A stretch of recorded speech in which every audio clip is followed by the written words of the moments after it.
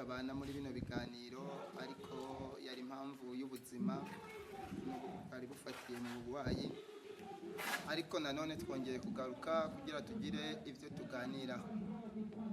Nk'uko muri gahunda yacu musanzwe mubizi, tuganira ibiganiro by'ijambo ry'Imana, ibiganiro by'ubuzima busanzwe muri rusange.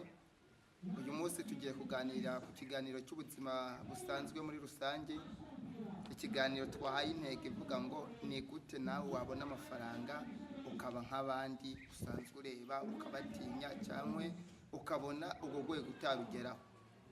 Nicyo tugiye kuganiraho kuri uyu munsi, ariko mbere y'uko tuganira ku kiganiro cyacu reka tubanze dusenge Imana.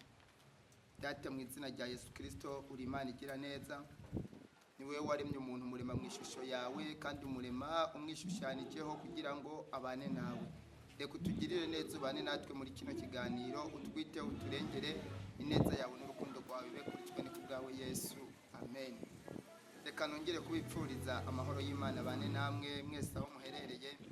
Mwe bitameze neza, Uwiteka aracyari ku ngoma, afite ububasha bwo kubihindura. Namwe bimeze neza, mu muhimbaze kuko yabahaye kuba muri bazima. Uyu munsi rero tugiye kuganira ku kiganiro cyacu cy'ubuzima busanzwe, ikiganiro twabonye ko ari ngombwa ko twaganiraho. Kenshi tuba turi dusenga tuvuga ngo Mana utugirire neza, ahandi tukaba turi kuvuga ubutumwa tuvuga ngo Uwiteka kwibuke cyangwa gutabare, ariko tukibagirwa kuvuga ngo mbese ko turi kuvuga Uwiteka twibuke, yatwibuka binyuze mu yihe nzira. Icyo nicyo kiganiro rero cyangwa ni wo muti nakuzaniye kuri uyu munsi, kugira nawe unweho umenye icyo wakora kugira ngo Uwiteka kugirire neza. Ese mbese ubundi mbere y'uko dutangira, amafaranga ni ngombwa ku mukristo cyangwa guhindurirwa amateka ku mukristo ni ngombwa? Iyo dusomye mu gitabo cya Yobu mu gice cyaho cya mbere, tugasoma umurongo waho wa mbere tukageza ku murongo wa 3, Bibiri twereka ngo Yobu yari umutunzi, yari atunze inka ibihumbi n'ingamiya ndetse n'indogo, bakagira n'inka zihinga. Twasimbuka tukajya mu gitabo cya Yobu mu gice cya 44 ku murongo wa 12 n'uwa 13, Bibiri ikatwereka ngo mu gihe Yobu Satani yari amaze kumwaka ibye, Imana yongeye kumugarukaho imushumbusha ibyo yari afite. Bisobanuye ngo ibi bintu tuba turimo turashaka cyangwa ubutunzi, niyo Satani abutwatse, hari icyo Imana ikora cyangwa hari ibyo Imana igenda ikora bigatuma bwa butunzi bwongera kugaruka. Ni muri ibyo biganiro rero tugiye kuganiraho kugira ngo buri muntu wese asobanukirwe icyo yakora. Ikindi nakubwira mbere y'uko twinjira mu kiganiro nyirizina, nuko uyu amafaranga tugiye kuvugaho akenerwa muri sosiyete. Iyo utayafite ntubasha kwiga, ntubasha kujya nk'uko ushaka, ntubasha gutura aho ushaka, ntubasha kurwara ngo wifuze nk'uko bishaka, umurimo w'Imana ntiwakugwa, ndetse n'igihugu gikenera amafaranga kugira kibashe kubaka cyangwa kizamure ubutunzi bwacyo. Rero reka twinjire mu kiganiro cyacu. Tugiye kuganira ku bintu 5 wakora byibanze mu buzima kugira nawe impinduka mu buzima iboneke. Twagiye. Ikintu cya mbere ugomba kubanza gukora, ugomba kubanza kwisobanukirwa ubwawe, ukisobanukirwa uriwe, uyikigira kabiri ugasobanukirwa aho uvuka, ugasobanukirwa ubuzima bagiye babaho. Kubw'iyo mpamvu, hanyuma umaze gusobanukirwa ibyo byose, ugasobanukirwa n'agaciro kawe. Ibyo wamara kubisobanukirwa, ugashyiraho intego mu buzima bwawe, ukavuga ngo ubwo data yabaye muri ubu buzima, sogokuru akaba muri ubu buzima, barumuna banjye bakabaye muri ubu buzima, ngomba gushyiraho intego y'icyo shaka kuzaba. Iyo umaze gushyiraho intego y'icyo wifuza kuzaba, iyo ntego wishyiriyeho niyo igufasha gukora cyane kugira uzagere ku ntego yawe. Iyo uri mu buzima rero utafise intego cyangwa uri gukora ikintu ata ntego washyizeho, bikugora kugera ku byo wifuza cyangwa bikugora gutabarwa ngo ugere kuri rwa rwego wifuza kugeraho mu gihe ata ntego ufite. Ariko iyo ufite intego washyizeho, bigufasha kuzagera ku cyo wifuza. Ikindi kigira kabiri gishobora kugufasha kugira ugere ku ntego y'icyo wifuza, cyangwa ubashe kuba umuntu usobanutse, umukire nk'abandi. Ikintu kigira kabiri, ugomba guha agaciro ikintu bita akazi. Ikintu bita akazi akariko kose ukakubaha kandi ukagahisha agaciro. kuko akazi niko gashobora kukuzamura kakagira aho kakuvana kakagera naho kakugeza. Muri iki kijyanye n'akazi ugomba gukora cyane, ugakora nk'umuntu ufite intego wihaye. Muri ya ntego wihaye bigatuma ukora cyane, uvuga ngo bitewe nuko nihaye intego imeze uko ngomba gukora cyane kugira nzagere kuri iyi ntego. Icyo ni kigira kabiri. Iki kintu nugikurikiza, ugakurikiza iki cya mbere ugakurikiza n'iki cya kabiri, ibyo bizagufasha kuzamuka byihuse nawe ugere ku rwego nk'urw'abandi bantu. Ikigira gatatu, ugomba kwirinda ubwawe, ukirinda kwiyumvira ko uri umunyabwenge wihagije wishoboye muri byose, ahubwo ukamenya yuko ubuzima ubwo ari bwo bwose waba urimo ukeneye abantu kugira ugere aho upfa naho ugera. Ntabwo wagera ahantu ngo uve ku rwego runaka ugere ku rwego rundi udafite abantu.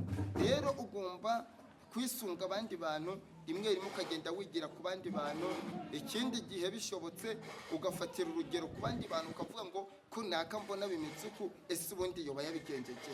Muri urwo rwego bituma wegera uyundi muntu byaba byaraciyemo akakugira inama uburyo nawe wabyifatamo. Rero ikigira gatatu, mu buzima bwawe kugira ubashe kuzamuka ukenera abantu. Iyo udafite abantu ntabwo wazamuka. Twagiye ikigira kane ugomba kwirinda kwishyira hejuru mu buzima bwose waba urimo, ugacira bugufi buri muntu wese, ndetse umuntu uwo ubonye wese yaba ari ukomeye yaba ari uworoheje ukamucira bugufi, ndetse iyo urimo urareba umuntu ukamureba nk'aho hari ikintu mutegerejeho. Muri urwo rwego bizagufasha cyane, bituma ubona abantu benshi bakugirira icyizere bakakuzamura kuko babonye bagize iki ubasha guca bugufi. Ariko iyo wishyize hejuru bituma abantu bose bakupfaho, ndetse bigira n'igihe ugasanga wishyize hejuru no ku muntu yotsa ukugiriye umumaro. Iki ni kigira kane, igihe wagikurikije ukabasha kugendera muri iki kigira kane nacyo bizagufasha kuzamuka nawe ugere ku rugero wipfuza.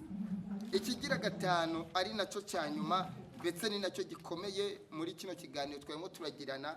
Ikintu kigira gatanu ucyumvirize neza kandi ucyiteho.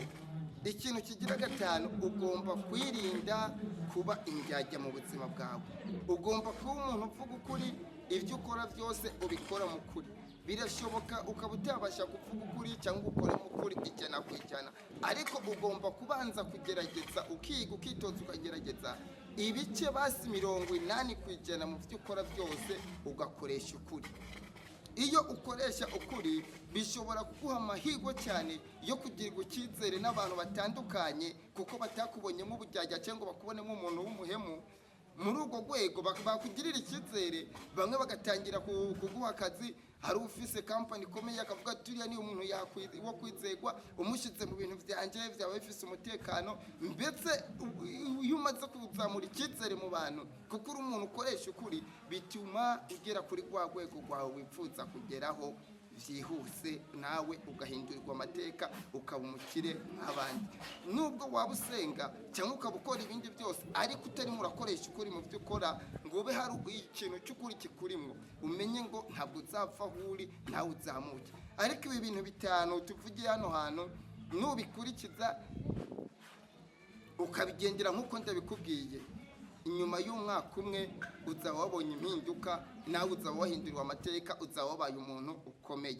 Niyo mpamvu rero nagombye kukwibirira ibanga. Abantu benshi ntibashaka kwibirira ibanga umuntu, ndetse niba ubonye akazi ntabashaka kubwira mugenzi we aho akazi kari. Ariko jewe uyu munsi navuze ngo uko biri kose reka nkumenerere ibanga, kuko namaze kumenya nawe kubabaye. Wamujya gusenga ubwira Imana ati Imana ndashaka guhindurirwa amateka, ndashaka inzu nziza, ndashaka umugore mwiza, ndashaka imodoka, ndashaka amafaranga nk'abandi. Ibi bintu bitanu nubikurikiza ufise amahirwe 100% yo kuzagera ku rwego rwose wipfuza. Ariko ibi bintu bitanu nubica inyuma ufite amahirwe ni nka 0% yo kubasha kuba watera imbere. Mwakoze cyane, Uwiteka abagirire neza. Niba ufashijwe rero n'iki kiganiro ukaba wifuza ko tuzabana mu biganiro by'ubutaha, wibuke gukanda subscribe kugira ngo video z'ibiganiro tugiye gukurikizaho zizabashe kukugeraho byihuse. Igitekerezo cyangwa ibindi wifuza ko twazaganiraho tukakwigisha uburyo wavyitwamo n'uburyo wakwizamura nawe uvyandike muri comment zanyu turazisoma kandi tuzitayeho. Sawa, mwakoze cyane, Uwiteka abagirire neza.